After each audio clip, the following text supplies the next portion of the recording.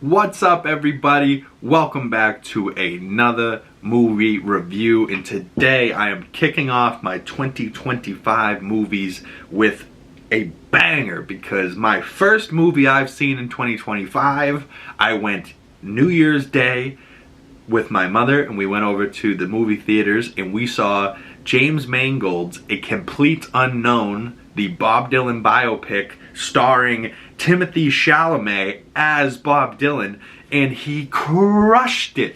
I couldn't say better things about Timothee Chalamet's performance as Bob Dylan. It is so good. The cast, the movie, the way it flowed, and now I've seen 3 musicals in the last couple months. One of them being Joker 2. One of them being Wicked, which is more of a traditional musical. And this is like a musical biopic type of thing. I will say it's way better than Bohemian Rhapsody. I always loved Queen's music. I didn't know how much of Bob Dylan's music I actually loved. I know I loved the song The Times They Are Changing, The Man in Me, Lay Lady Lay. Like, there's plenty of songs. But they played some bangers in this that you were like, oh wait, I didn't realize that he sung this. And then there was some stuff that they didn't sing that you were like, oh, where is this Bob Dylan classic? Where's this? But one of the best parts of the movie for me is the movie ends, and one of the lines that they write is Bob Dylan, the real life Bob Dylan. Bob Dylan wins the Nobel Peace Prize or Nobel Prize or whatever prize he won, the fucking Nobel Prize, and didn't attend his own ceremony. And I read that shit and went, that's the most Bob Dylan fucking thing I've ever heard in my entire fucking life. The real Bob Dylan is like 80 something, still alive, a fucking legend. Bob Dylan, if you're out there, you're just being yourself, you're a legend. I fucking love you. And he's not watching this, but, you know, I fucking love him. He's so good, man. He really is. And he's just my type of people where they're individuals. They're one of a kind. There is no trying to be like Bob. There is no somebody that's going to be the second coming. Like Timmy did a great job trying to portray Bob, but even the real Bob is just that much more of an individual, right? Like, but right from the gates, I was emotional. The first song we see him play it's called Woody's Song, a song for Woody, and he sings to Woody Guthrie in his hospital, and it's just like just him and a guitar, man. Like, and there's something to that folk music. And Edward Norton plays Pete Seeger. And it's like kind of a controversy because Bob from 61 to 65 went from just being this guy by himself with a guitar to all of a sudden he's doing electric and he's got a band. And this isn't really folk music. But I'll tell you what, it's music and it's more fucking fun to play with friends and play with a band, right? So there really wasn't a problem with electric guitars, and it was just this period of time, right? Like, I thought when he sang the song A Complete Unknown at the end of the movie in electric, I thought the people were going to turn and embrace it and be like, oh, this is awesome. Can you not hear this? It sounds great. But instead, people were upset. People were angry that it wasn't the Bob Dylan they remember. It wasn't the folk, telling Bob. But just at this same festival a couple years prior, he sang for the first time, A Times They Are Changing. And before the song's even over, it's never been heard before, and the audience is able to pick up on the chorus line of The Times They Are A-Changin'.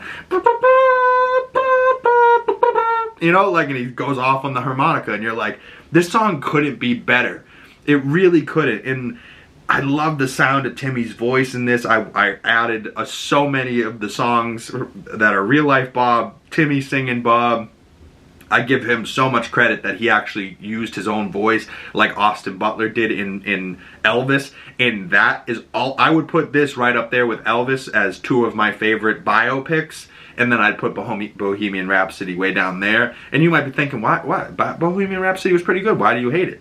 Because Rami Malek didn't actually sing it himself, right? Like, they used the vocals from Freddie Mercury.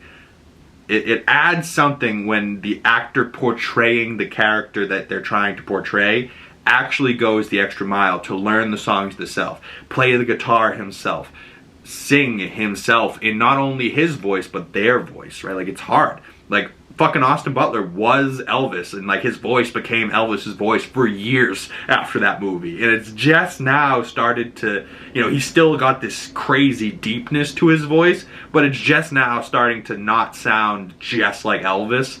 And, you know, he's got his Fade Rotha character in Dune Part 2, and, you know, it is what it is. But Boyd Holbrook plays Johnny Cash in this, but like a very specific Johnny Cash, where like he's middle-aged Johnny Cash. He's famous, but maybe falling off a little bit. He's a drunk, shit-faced Johnny Cash, but he believes in Bob fucking Dylan. So like you end up liking him. Elle Fanning plays this character Sylvie that he like has a love interest with.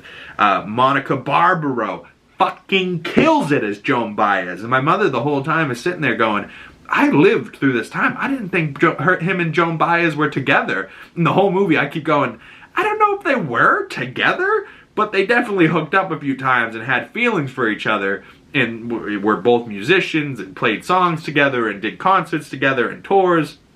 So they definitely spent time together. And when you're young and stupid and drunk or in love or whatever, and just feeling emotions, you'll do a lot of things that you don't necessarily mean, because then at one point they're fighting and he likes her but she doesn't like him, and then she likes him and he doesn't like her, right? Like, so I feel like Bob Dylan and Joan Baez were supposed to be together, but the timing just didn't line up and it just didn't work out.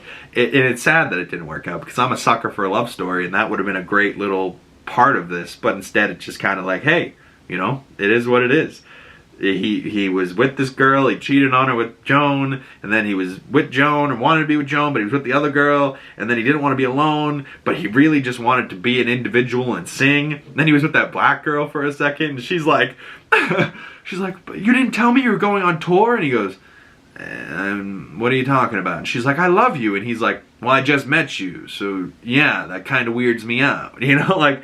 And just how dry and like nasally his voice is, it's just so in the back of the throat. How about that Joan Baez, y'all? She's pretty too. Pretty.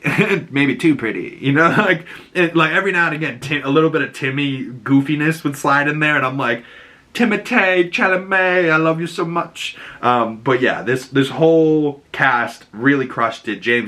Mangold crushed it. If anything, I would say it could have been expanded a little bit. We didn't necessarily need to do just these years of his life. Maybe, you know, tell the whole chunk of his life. But that's nitpicky stuff, you know. That's just me wanting more. But it was a 2-hour and 20-minute movie. So, you know, parts could have been shrunk down a little bit. Maybe a couple of songs could have been cut. Use some different songs. I don't know. But for what it is and how it's shot and how it was made and how it flows from song to song and year from year, it is really, really well done, and the cast killed it. James Mangold killed it. Shout out Timothée Chalamet. Overall, I gave this movie 4 out of 5 stars, and that somehow feels low. I feel like I should have gave this 4.5, maybe on a rewatch, but I'm just very happy that this is my first film of 2025, so stay tuned.